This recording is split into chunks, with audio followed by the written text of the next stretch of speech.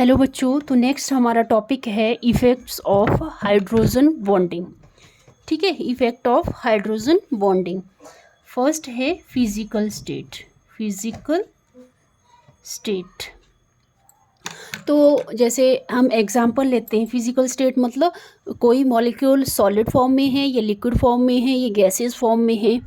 ठीक है, तो फिजिकल स्टेट में जैसे हम एग्जांपल लेते हैं वाटर एंड H2S। ठीक है, वाटर एंड H2S। जैसे कि हमें पता है कि जो वाटर है, वाटर में जो ऑक्सीजन है, ऑक्सीजन का इलेक्ट्रोनेगेटिविटी की जो वैल्यू है वो 3.5 होती है और हाइड्रोजन की इलेक्ट्रोनेगेटिविटी की वैल्यू 2.1 है। जब इनका डिफरेंस निकालते हैं, ऑक्सीजन और हाइड्रोजन का इलेक्ट्रोनेगेटिविटी डिफरेंस, तो क्या आता है 1.4। और वैसे ही दूसरा एग्जांपल है जैसे H2S का। तो H2S में हम देखें सल्फर का इलेक्ट्रोनेगेटिविटी डिफरेंस होता है 2.5 और हाइड्रोजन का 2.1। अगर हम हाइड्रोजन, सल्फर और हाइड्रोजन का इलेक्ट्रोनेगेटिविटी डिफरेंस देखें तो ये आता है 2.5 2.1, तो ये डिफरेंस आता है 0.4। ठीक है, तो यहीं से आइडिया लग रहा है कि किस में हाइड्रोजन बॉन्डिंग ज़्यादा हो रही है, केस में क्या हो रहा है। जैसे OH, ठीक है, जैसे वाटर का ऐसे। ठीक है, तो यहाँ पे ऑक्सीजन की इलेक्ट्रोनेगेटिविटी वैल्यू क्या होती है, ज़्यादा होती है, और इसमें पोलर बॉन्ड भी फॉर्म होते हैं। ठीक है, जिसकी वजह से हाइड्रोजन बॉन्डिंग H2O में ज़्यादा होती है। ठीक है, और जो H2S है उसमें जो सल्फर एटम है वो ज़्यादा इलेक्ट्रोनेगेटिव, इसका डिफरेंस भी कम होता है, नेग्लिजिबल होता है, तो इसमें हाइड्रोजन बॉन्डिंग फॉर्म नहीं हो पाती, जिसकी वजह से जो H2S है वो गैसियस फॉर्म में पाया जाता है। ठीक है, दूसरा कर लेते हैं melting and boiling point. Melting and boiling point, तो मेल्टिंग और बॉइलिंग पॉइंट क्या होता है, जैसे जिस मॉलिक्यूल के हाइड्रोजन बॉन्डिंग ज़्यादा होगी उसका मेल्टिंग और बॉइलिंग पॉइंट भी ज़्यादा होगा। ठीक है, जैसे एग्जांपल लें हम वाटर का। वाटर और H2S और H2SE और H2TL, मतलब ये उससे टेपो,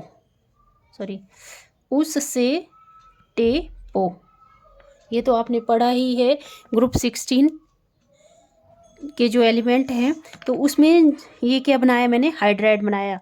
H2O, H2S, H2SC, H2TE, tellurium. ठीक है, तो इससे जब हाइड्राइड बनाया तो इसमें हमने देखा कि जो H2O है वो किस फॉर्म में मिलता है, लिक्विड फॉर्म में मिलता है। ये सारे किस फॉर्म में मिलते हैं, हमें लिक्विड फॉर्म में मिलते हैं। और जो दूसरे हैं H2S, H2SC, H2TE, ये सारे हमें गैसियस फॉर्म में मिलते हैं।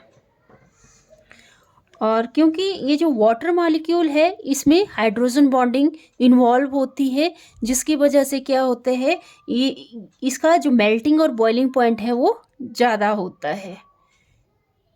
ठीक है, और दूसरा इसमें हम केस कर लेते हैं जैसे अमोनिया और PH3 का। तो इसमें बताओ कि हाइड्रोजन बॉन्डिंग किस में ज़्यादा होगी और मेल्टिंग और बॉइलिंग पॉइंट किस में ज़्यादा होगा। तो ऑब्वियसली जो नाइट्रोजन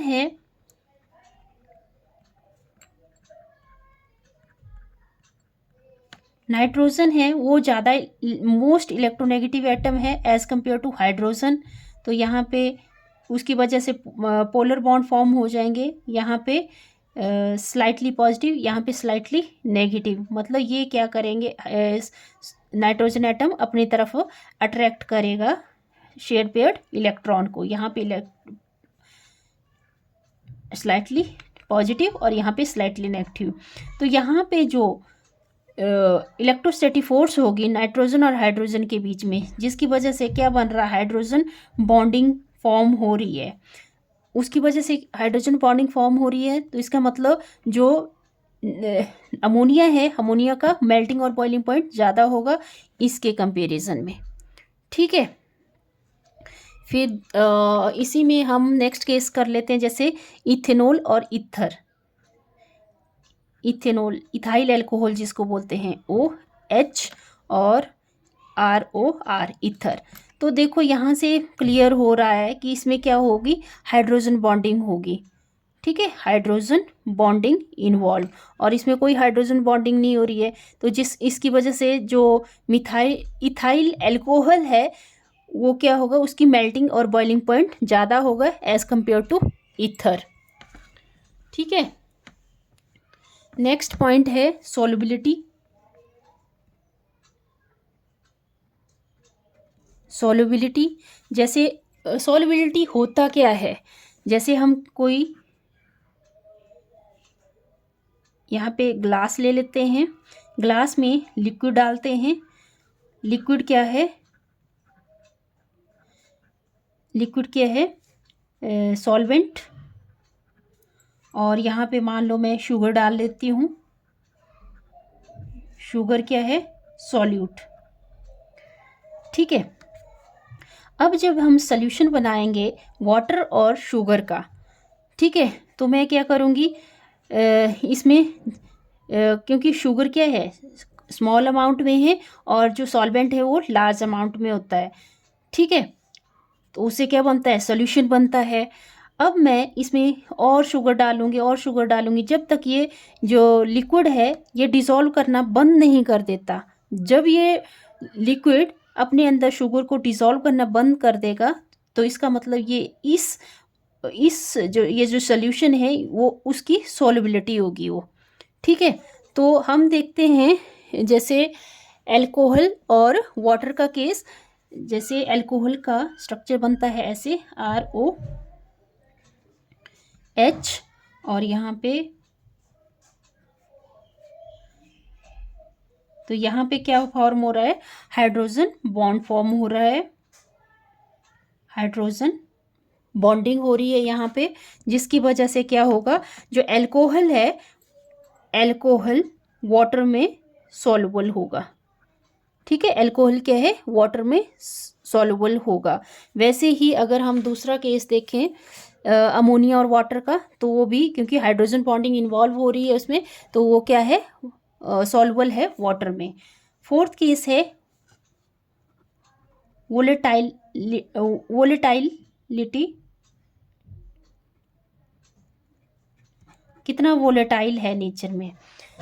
जैसे वोलेटाइल क्या होता है, मान लो आपके पास ये एक गिलास है, गिलास में आपने क्या डाला है, कोई सब्सटेंस डाला है। ठीक है, कोई लिक्विड डाला है मान लो।